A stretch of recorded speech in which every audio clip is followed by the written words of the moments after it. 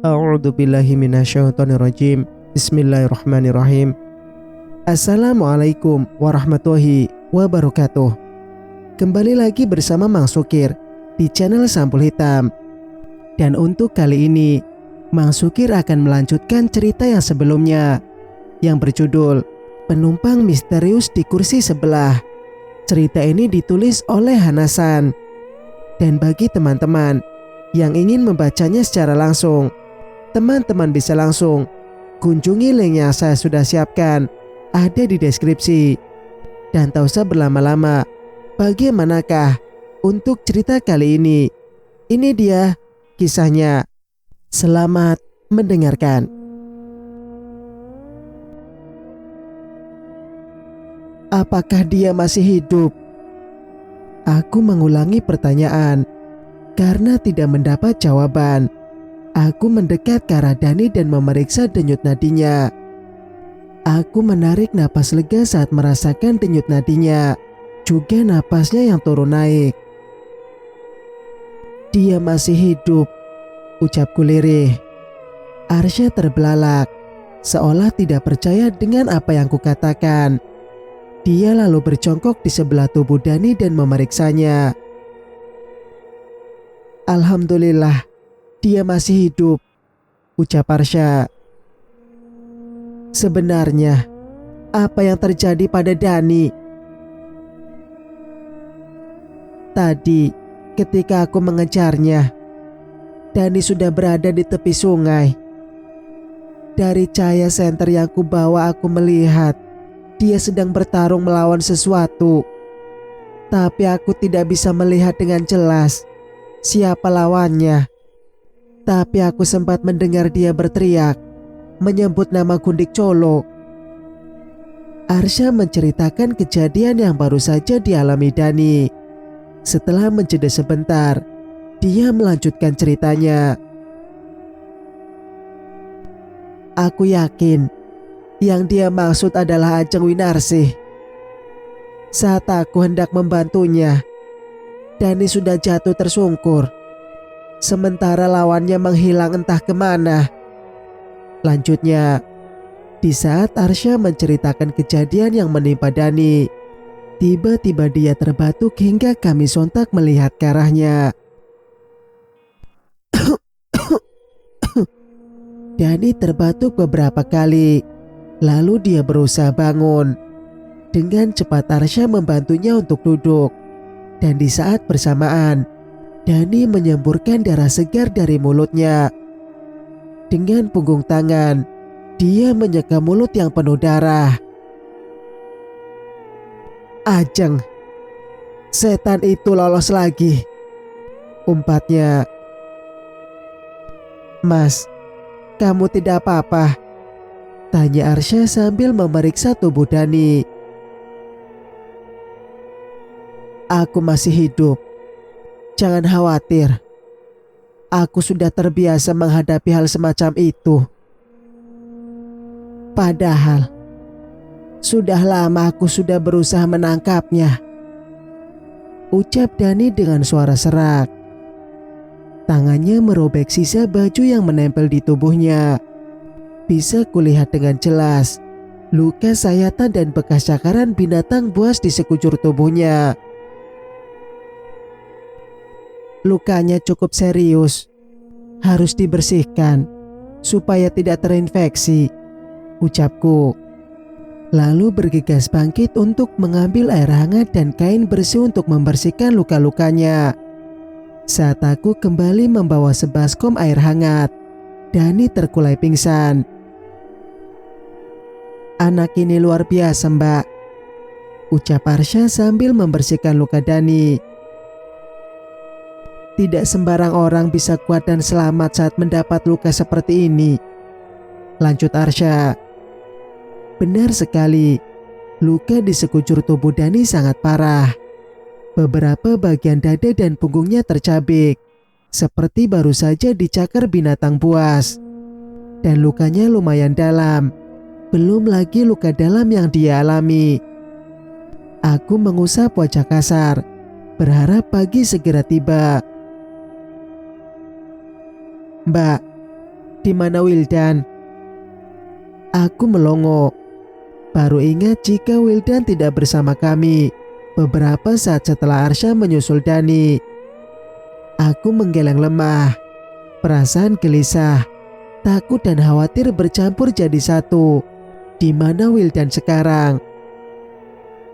Sayup-sayup, suara azan subuh mulai terdengar bersautan. Aku menarik napas lega. Setidaknya malam kelam sudah berhasil dilalui. Walau keberadaan Wildan belum diketahui di mana. Setelah sholat subuh, pintu depan diketuk seseorang. Bergegas aku beranjak untuk melihat siapa yang datang. Rupanya Wak Siti. Saat pintu terbuka, bisa kulihat dengan jelas sorot kekhawatiran dari matanya. Di mana Dani, Neng? Apa dia baik-baik saja? Tanya Uwa. Dani baik-baik saja. Dia ada di dalam. Tanpa menunggu lama, Uwa langsung menerobos masuk dan langsung terduduk di sebelah Dani yang masih belum sadarkan diri. Air mata mulai membasahi kedua pipi wanita parubaya itu. Aku sudah mengingatkannya untuk tidak melakukan hal ini. Tapi dasar anak bandel, tetap saja dia nekat. Ucap Wasiti sambil terisak. Mungkin beliau sudah menyadari dan tahu apa yang dilakukan Dani semalam. Kita doakan saja, biar segera pulih dan sembuh. Sebentar lagi kita akan membawanya ke rumah sakit, Wak. Ucapku menenangkan. Neni bagaimana? Dia juga belum sadar. Tanya Wak lagi. Belum. Wildan juga belum kembali. Wildan hilang? Tanya Wak Siti dengan wajah terkejut. Yang satu pulang, yang satunya hilang, gumamnya kemudian. Wak, kami akan membawa Dani ke rumah sakit. Tolong jaga Neni ya. Aku takut dia akan menanyakan keberadaan Wildan ketika sadar nanti. Pintaku pada Wak Siti. Baiklah. Aku akan menyuruh Ujang untuk mencari keberadaan Wildan. Wak Siti menimpali. Sesaat setelah Arsya mengangkat tubuh Dani ke dalam mobil, Arsya bergegas memacu mobilnya menuju klinik atau rumah sakit terdekat.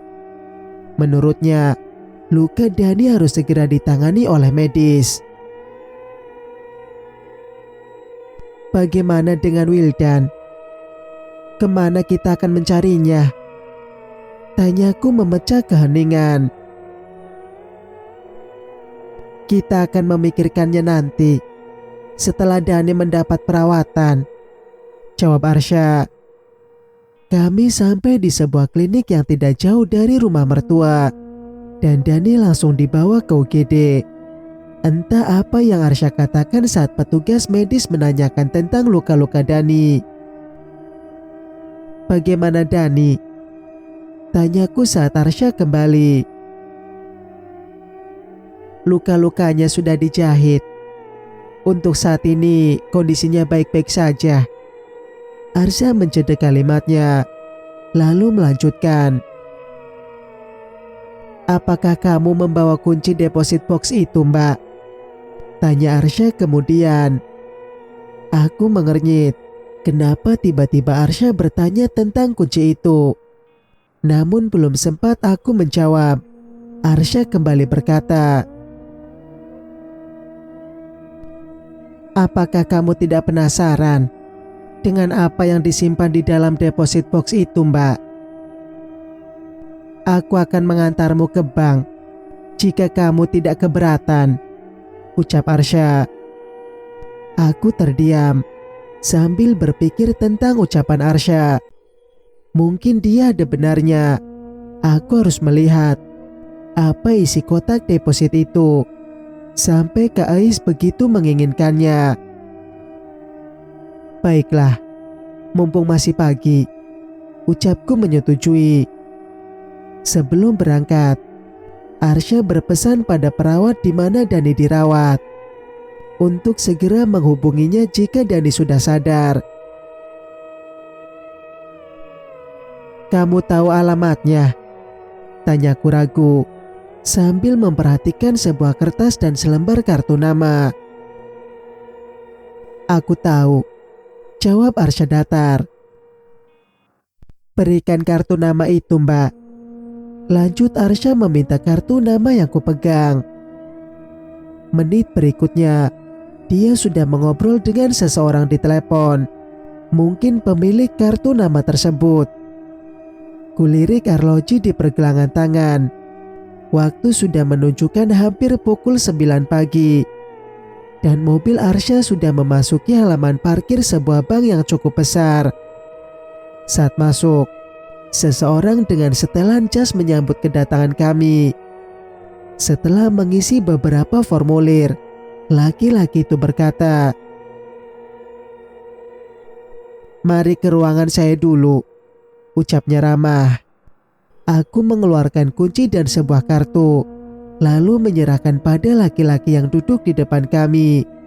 Dia memeriksanya sebentar, melihat layar monitor yang ada di depannya, lalu berkata, "Mari, saya antar." Kami berjalan memasuki sebuah ruangan di mana berderet loker penyimpanan dengan nomor yang berbeda. Aku mengedarkan pandangan, mencari nomor yang sesuai, dan ternyata berada tidak jauh dari tempatku berdiri. Laki-laki dengan jas tadi mengambil sebuah tangga, kemudian naik. Dengan menggunakan 2 kunci, dia mengambil kotak yang tersimpan di dalamnya, dan kemudian menyerahkannya padaku. "Ini isinya apa?" tanyaku. "Ibu bisa melihatnya di ruangan sebelah sana," jawab laki-laki itu sambil menunjuk sebuah kubikel. Aku membawa kotak tersebut dan meletakkannya di atas meja. Dengan dada yang berdegup kencang, perlahan aku membuka kotak tersebut.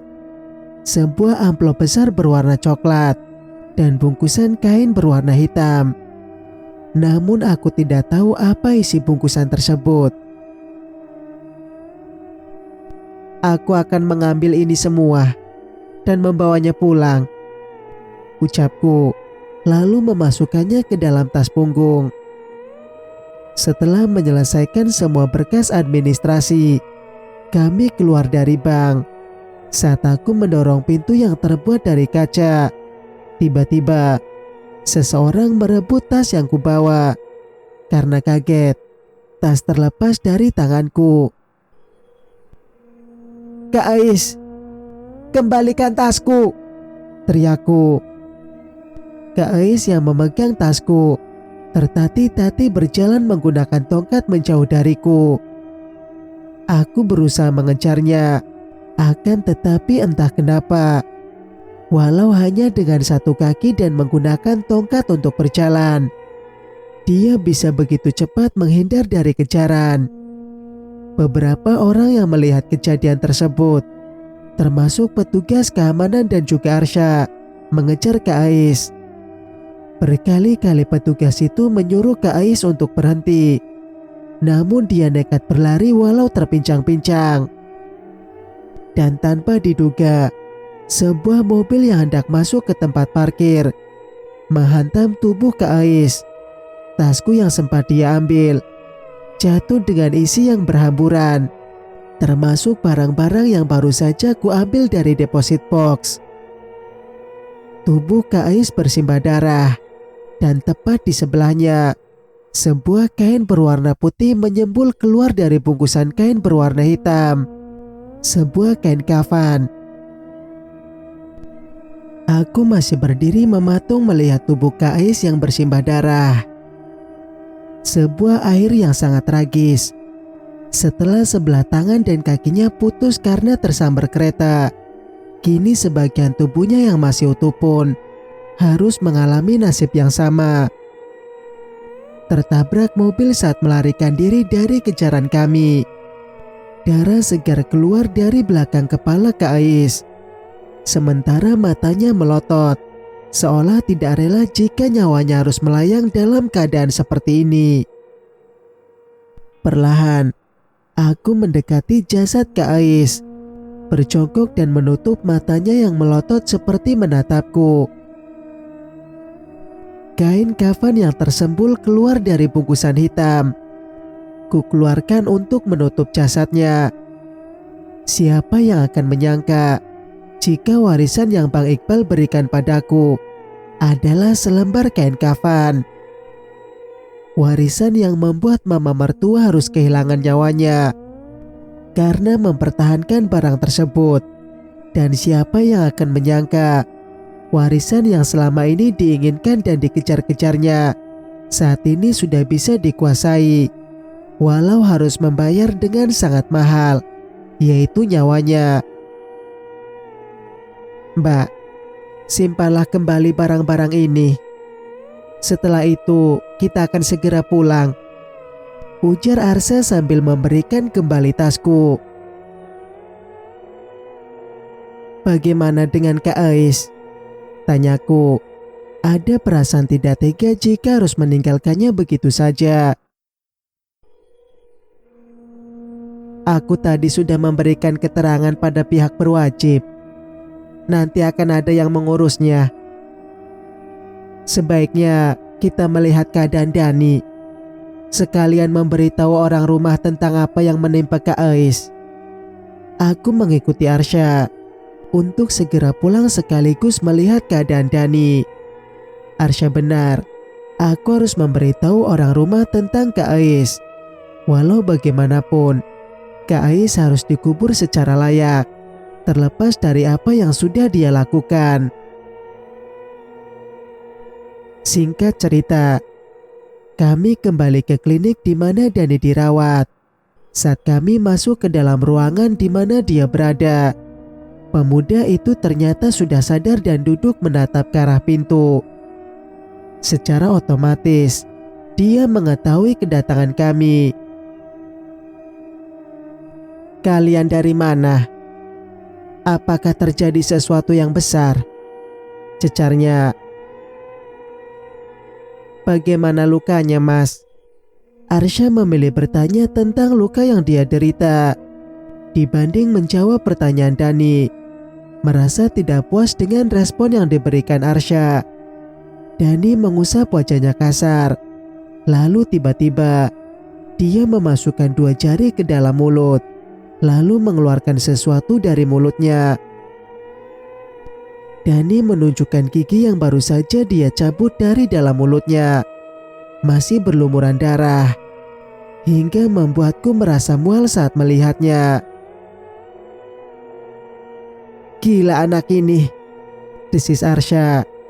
Arsha yang awalnya duduk di salah satu kursi, bangkit berdiri sambil berkacak pinggang dan menatap lekat ke arah Dani. Jangan berlebihan, Mas. Ini adalah satu caraku untuk mempertahankan diri. Aku tahu, sekarang sudah mati. Dari mana kamu tahu, Dan?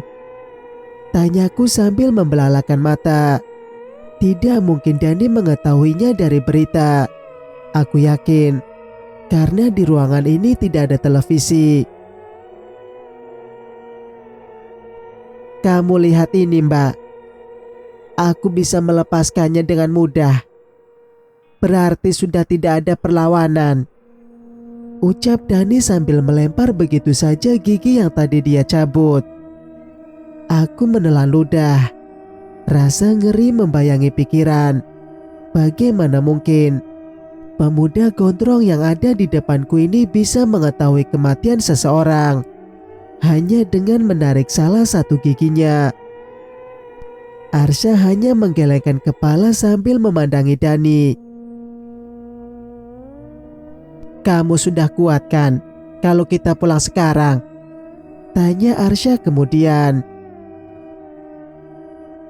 Arsya, apa tidak lebih baik dirawat beberapa hari lagi di sini? Dia baru saja operasi kan? Ucapku. Tidak perlu mbak, hanya operasi kecil. Kita pulang sekarang. Lagi pula, aku sudah tidak betah lama-lama di sini. Ujar Dani menimpali. Benar saja, Dani segera mengganti bajunya. Dia bergerak lincah, seperti tidak pernah mengalami luka atau habis operasi sebelumnya. Ayo kita pulang, Dani berkata. Aku melongo melihatnya. Kualihkan pandangan pada Arsya yang beranjak keluar untuk menyelesaikan administrasi. Bahkan, Arsya sama sekali tidak merasa heran melihat Dani yang begitu cepat pulih dari lukanya. Singkat cerita, setelah kami sampai di rumah mama mertua, terlihat orang-orang berkumpul di depan rumah. Aku menyibak kerumunan untuk melihat apa yang terjadi. Di ruang tamu, Neni terlihat begitu syok. Sementara itu di sofa besar, Wildan terbaring dengan kondisi lemah. Apa yang terjadi pada Wildan? Tanyaku. Neni tidak menjawab. Wajahnya masih terlihat begitu syok. Wak Siti yang duduk di sebelahnya menjawab. Ujang menemukan Wildan pingsan di pinggir sungai. Aku mengedarkan pandangan ke arah Arsya dan Dani bergantian. Bagaimana mungkin dia tiba-tiba ada di sungai, sementara tadi malam dia berada di rumah menjaga Neni yang masih pingsan. Kalaupun keluar, lewat mana? Karena semua pintu masih dalam keadaan terkunci. Neni, Uwa, ada berita yang harus saya sampaikan pada kalian, ujarku kemudian. Apa? Tanya Neni dan Uwa bersamaan. Kak Ais, dia sudah tiada, sudah meninggal. Mungkin sebentar lagi jenazahnya akan tiba di rumah. Kita persiapkan pemakamannya, jelasku. Apa? Bukankah dia hanya kehilangan sebelah tangan dan kaki? Kenapa bisa meninggal? Tanya Wak kaget. Kak Ais tertabrak mobil. Dia menyusulku ke bank dan berusaha mengambil tas yang kubawa, lalu berlari keluar. Namun naas, dia tidak melihat mobil yang saat itu datang. Uwa menarik napas dalam. Sementara itu, Neni tidak begitu terkejut mendengar kematian Kak Ais. Mungkin karena dia masih marah atas kepergian mama. Entahlah. Semoga Ais husnul khotimah, lirik Uwa. Amin. Kami pun mengaminkan doa Uwa. Proses pemakaman Kak Ais berjalan lancar. Meskipun banyak di antara para pengantar jenazah yang mengatakan banyak kejanggalan ketika jenazahnya hendak dimasukkan ke dalam liang lahat. Singkat cerita, sesuai rencana, hari ini selepas asar, kami memutuskan untuk pulang. Bahkan Dani juga memutuskan untuk ikut bersama kami. Karena dia berencana untuk pergi ke salah satu kota di Jawa Timur, yang kebetulan satu arah dengan kami. Mas, kamu yakin dengan rencanamu itu? Apa nggak takut terjadi apa-apa? Tanya Arsya pada Dani. Takut sama apa? Takut setan? Bukankah kemarin kita sudah mengalahkan para setan itu? Dani terkekeh. Maksudku, apa tidak sebaiknya mendalami ilmu agama saja daripada ilmu seperti itu? Karena akibatnya bisa fatal. Banyak yang terjerumus karena mempelajari ilmu-ilmu semacam itu, ujar Arsya. Tujuan saya baik, Mas. Untuk menolong, bukan untuk pamer atau menjadi manusia sesat, ujar Dani. Bagus kalau begitu. Dan itu harus sampean ingat, Arsya berkata lirih. Mobil pun melaju membelah udara senja di tanah Pasundan.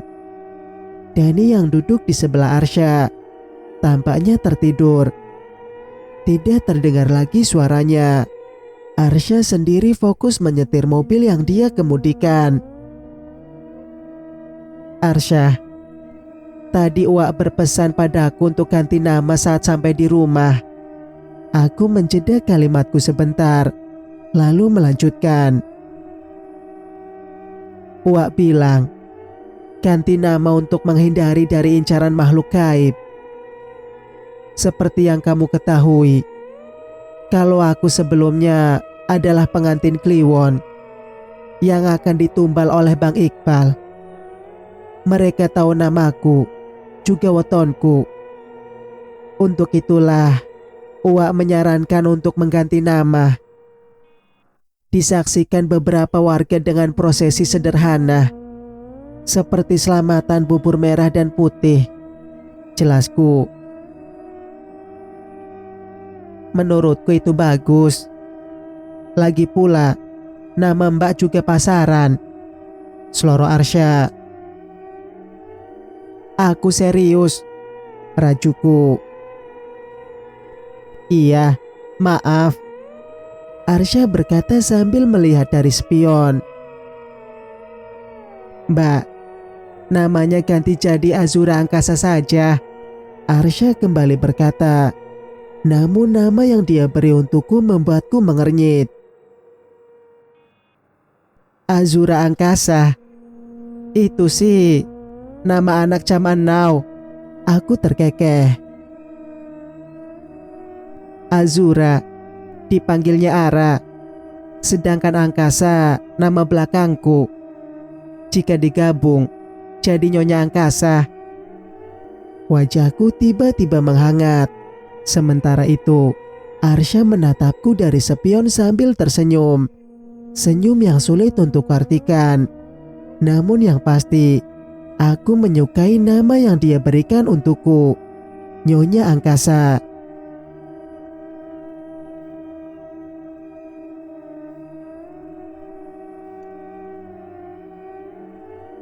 Cerita pun selesai.